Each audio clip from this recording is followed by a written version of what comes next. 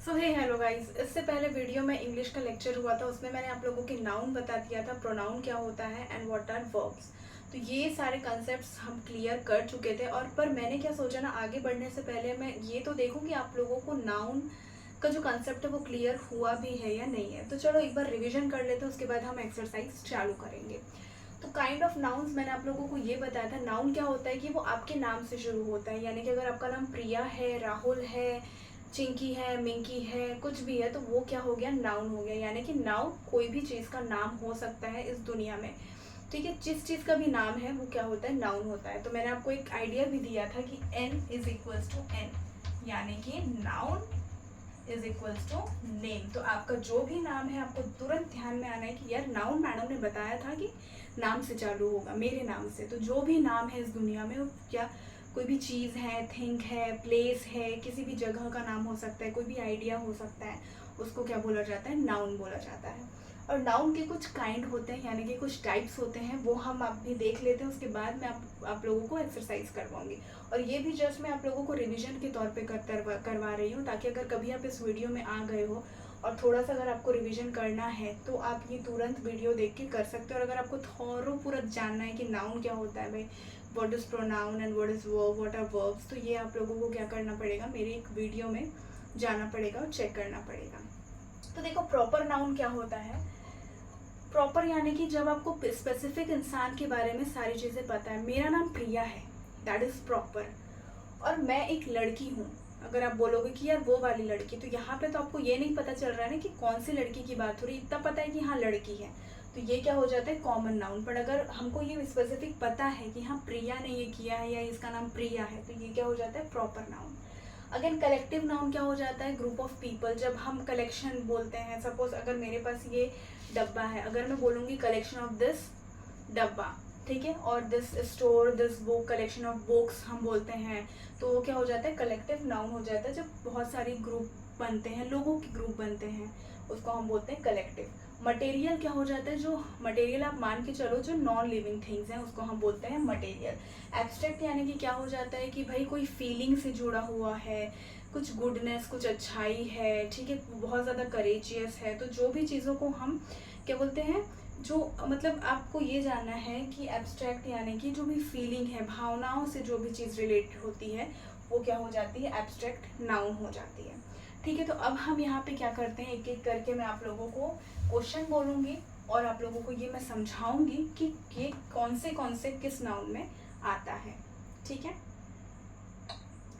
तो देखो हमें क्या करना है ना, मैं एक आप लोगों को सेंटेंस दूंगी और उस सेंटेंस में क्या है, आप लोगों को ये बताना है कि एक वर्ड रहेगा, वो आपका प्रॉपर नाउन है या फिर कॉमन नाउन है, कलेक्टिव नाउन है, मटेरियल नाउन है, या फिर वो एब्स्ट्रैक्ट नाउन है।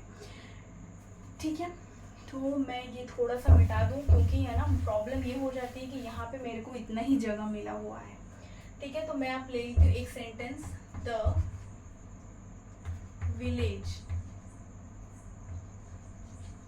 lies in the foot hills।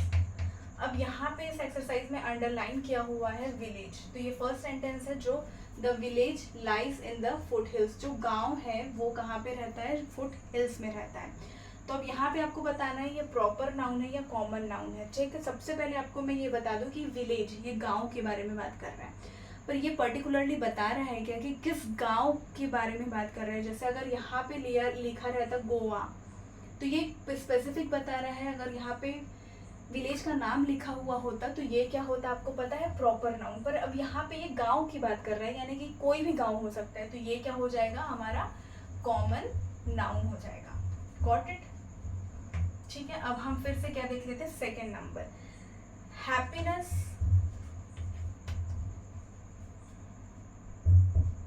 Shared is happiness doubled.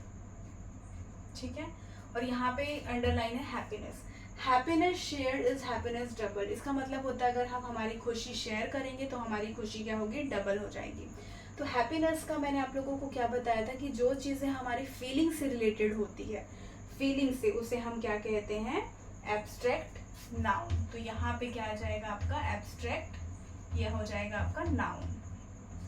ठीक है, तो यानी कि आपको समझ में आ जाए, विलेज अगर किसी भी विलेज के बारे में, किसी भी गांव के बारे में, किसी भी इंसान के बारे में बोल रहा है तो वो क्या होगा, कॉमन नाउन। जब तक मुझे उस व्यक्ति के का नाम नहीं पता है, अगर उस व्यक्ति का नाम पता है तो वो कौन सा नाउन हो जाएगा, प्रॉपर नाउन हो जाएगा। और अगर कोई भी चीज़ फीलिंग से रिलेटेड है, खुश है, मैं बहुत खुश हूँ, मैं बहुत दुखी हूँ, ठीक है, मैं बहुत ज़्यादा करेजियस हूँ, तो ये सारी चीज़ें किस में आ जाएगी, एब्स्ट्रैक्ट नाउन में आ जाएगी। ठीक है, अब हम देखते हैं द हर्ड ऑफ एलिफेंट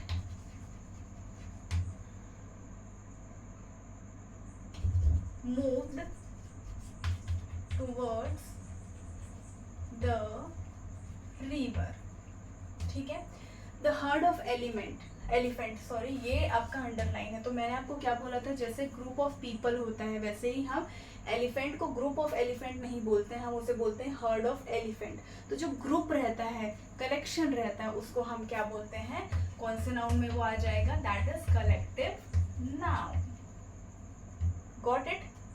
ठीक है, ये हमारा थर्ड। अब हमारा फोर्थ हम देख लेते हैं,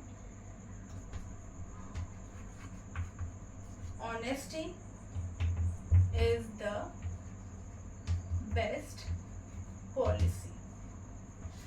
ठीक है, अभी मैं आप लोगों को 1 मिनट के लिए मैं रुक जाती हूँ और आप लोग ये सोच के बताओ कि ऑनेस्टी किस में आएगा, एब्स्ट्रैक्ट में आ सकता है या फिर ये मटेरियल में आ सकता है।